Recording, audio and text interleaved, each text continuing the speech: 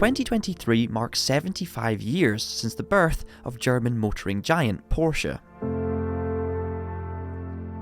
This milestone has been celebrated across the globe at major motoring events, including the centenary edition of the 24 Hours of Le Mans and at the recent Goodwood Festival of Speed. As a sim racing fan, it won't take you long to find a whole host of these iconic cars in a virtual setting, with all of the most popular titles including legendary Porsches, past and present. RaceRoom racing experience is no exception, with 962Cs, 911s and even more recent Club Sport Caymans. And now, a new pack with 3 further Porsche Cup cars has been added to the game. Back in May, studio lead Jean-Francois Chardon sat down with Tom on the Traxion podcast, discussing the reason behind this latest DLC release. In RaceRoom right now you have Porsche Carrera Cup history from the 964, the very first Porsche Carrera Cup version, to the most modern. And one thing that was, in my opinion, missing was the origin of Porsche Cup. And since we love a motoring anniversary here at Traxion, what better time is there to celebrate a Porsche success story using a racing game, a homage to the history of the Porsche Carrera Cup, through the lens of RaceRoom.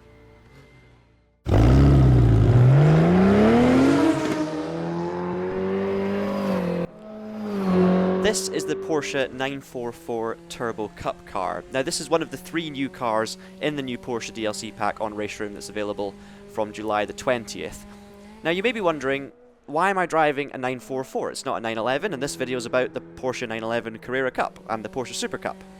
Well actually, this is an important piece of the history because this, in the mid-80s, provided the foundations for the first ever official Porsche single-make series. Now by this stage, Porsche had already had a pretty successful motorsport pedigree. They had success and victory at Le Mans, any kind of world sports car racing, GT racing, Can-Am racing. But the 944 Turbo Cup represented something a little bit more obtainable. Now the 944 was based on the 924, and the main difference between that and a 911 was that they were front-engined and a little bit cheaper and a bit more, I guess you could say, normal for regular people in comparison to the 911 with its rear-wheel drive, rear-engine layout. Now obviously the 944 didn't sound as good as the 911. It had a 2.5 litre inline 4-cylinder engine as opposed to the 911's flat 6s, which obviously sound incredible. They were more powerful, meatier, and more exciting. But this cheaper alternative option still provided the feeling that a Porsche provided. It still gave you that perfect weight distribution. And it's a very, very drivable, enjoyable car. And interestingly, the 944s and 924s outsold 911s massively. Now the Turbo Cup version that I'm driving now is basically just a beefed up version of the standard 944, so it had a little bit less weight, better suspension, better brakes, all those little tweaks. And it was these cars, this specification of 944, that made up the grid for the first ever round of the Porsche 944 Turbo Cup in 1986. They lined up at the Nürburgring for round 1, and it started off as a German national series supporting Group C racing. But before too long, the series would extend across various other countries, and different national series would start forming. This very car, by the way, the red number 36, was one of those cars that took to the grid for that first round. And incredibly, it's actually for sale right now on Race Cars Direct. You can buy this thing for 90,000 euros. Thankfully, it's going to be a little bit cheaper in the RaceRoom pack. And one more very important detail that I cannot forget to mention, this car has pop-up headlights. And RaceRoom lets you do it. Very, very important, that.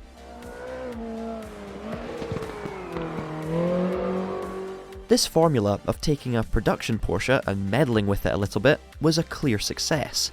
By the early 90s, the 944 Turbo Cup, having continually grown in stature and size, would be replaced by the Porsche Carrera Cup, using the 964 variant of the 911. And again, things grew, and grew some more.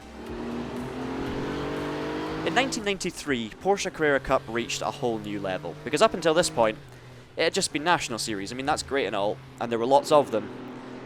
But now there was to be a brand new European Super Series, which would see the best drivers and teams from around the world all competing over a season to find out who the true champion of the Porsche 911 was. And thus, Porsche Super Cup was born. This series was made even more exciting for everyone involved by the fact that it would be supporting the Formula 1 World Championship as it traversed across Europe. A single-make series on the biggest stage based on tuned production cars. It was a massive opportunity for Porsche to sell their sports cars. And the racing? It was sensational. So looking for a way through on the inside of Carla, engaged through. No, he's not. Girard diving down on the inside line. Is he going to get second place? Yes, he is. As he comes into the shade, smack right into the side. In the early days of the championship, the cars still looked very similar to their production counterparts. There was no big aero elements or anything crazy. It was just a decent lump of power and a car that relied fully on mechanical grip and was all about the driving experience. And at the end of the day, that kind of philosophy actually promoted really good close racing because the cars could follow each other closely, the driver could actually enjoy extracting the most out of it mechanically without having to rely on aerodynamic efficiency. Now, driving this classic racer around this classic circuit in Charade, which was actually used, by the way, in the French National Championship in the mid-90s. Oh. Sorry. Anyway, where was I? This classic car around this classic track is just awesome. And to be honest, any European circuit is going to be made awesome by driving something like this. Kind of reignites my passion a little bit for RaceRoom.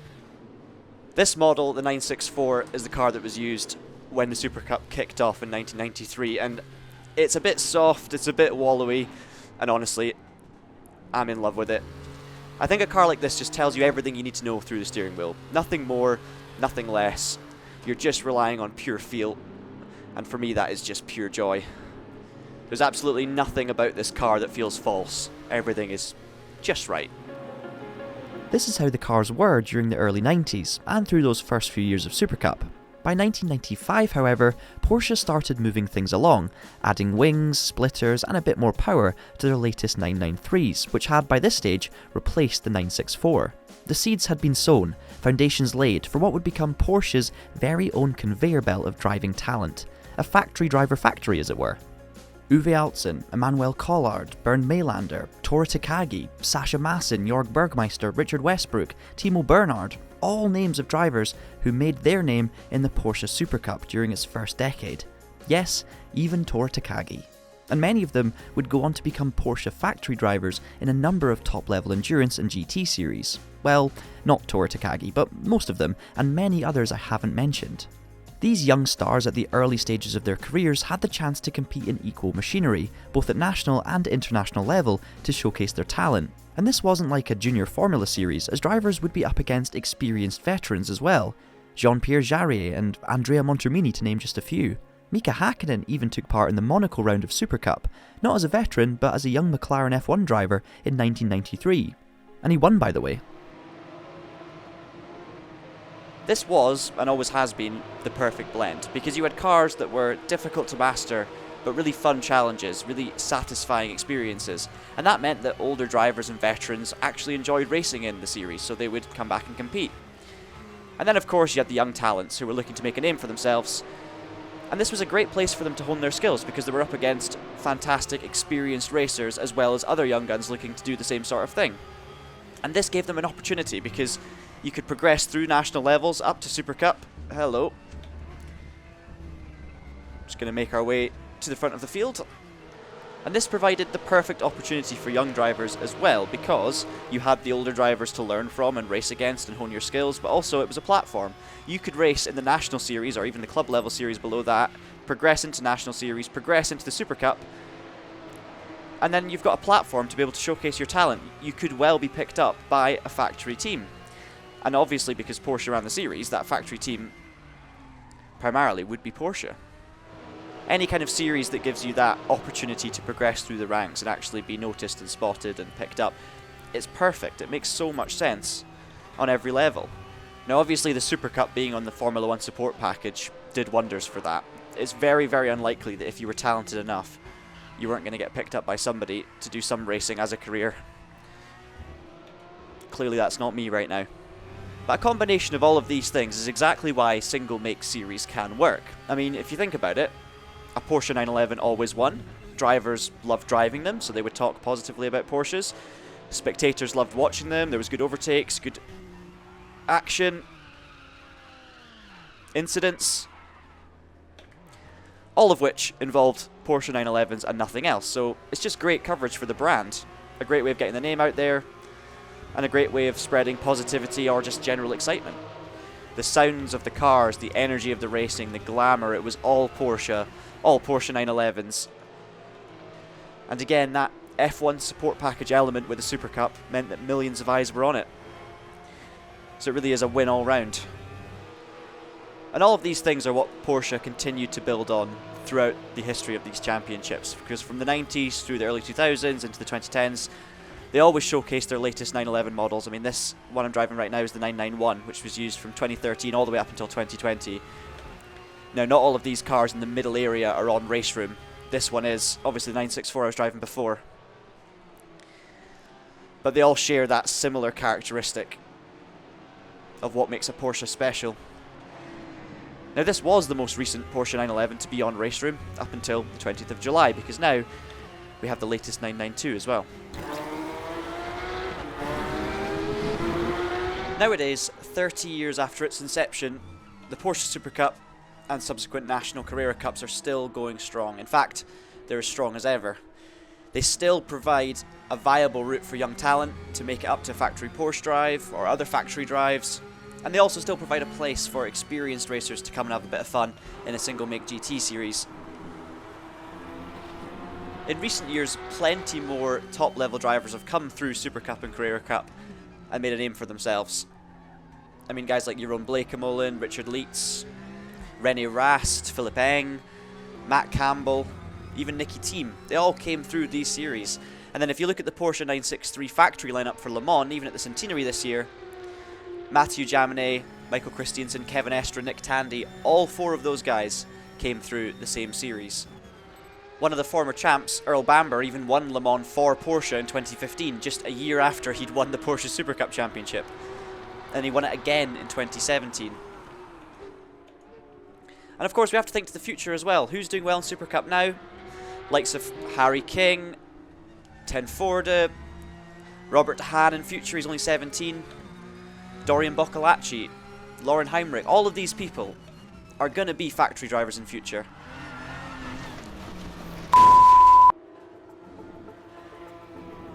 Now, I've driven this latest 992 Cup car in plenty of sims. It's on iRacing, R-Factor 2, Assetto Corsa Competizione. The RaceRoom one, the physics haven't been finalised yet, and I'm not enjoying it quite as much as some of the other sims. Sorry, RaceRoom. But this car and what it represents is exactly why I love the Porsche Carrera Cup.